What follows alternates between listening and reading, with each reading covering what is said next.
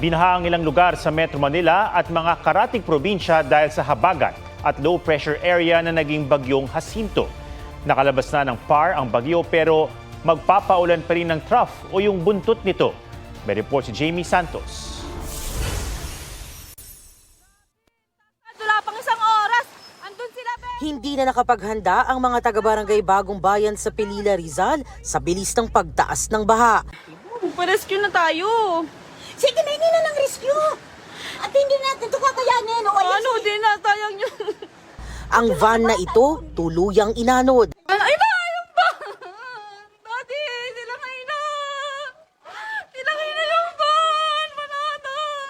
Pinagtulungan ito buhati ng mga residente. Ayon sa uploader na may-ari rin ng van, may lamang mga paninda ang sasakyan. Wala na, lubog na lahat ng gamit.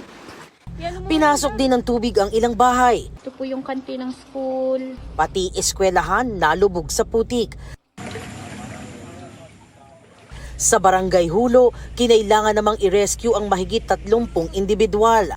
Nakaranas din ng malawakang pagbaha sa Mauban, Quezon. Mabilis ding bumaba ang tubig na nag-iwan ng makapal na putik. Malakas din ang buhos ng ulan sa ilang bahagi ng Metro Manila. Ngayong gabi, sa Valenzuela, mabagal ang daloy ng trapiko sa bahagi ng MacArthur Highway. May lugar ding hindi passable dahil sa baha. Stranded ang ilang motorista. Dagdag din sa traffic ang ilang road construction.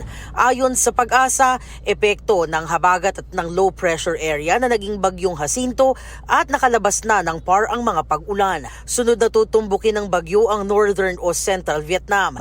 Pero yung trough o buntot ng bagyong Jacinto umaabot at makakaapekto pa rin sa ilang bahagi ng bansa. Pinalalakas din ng bagyong Jacinto ang habagat kaya magpapatuloy ang ulan sa ilang lugar. Jamie Santos nagbabalita para sa GMA Integrated News.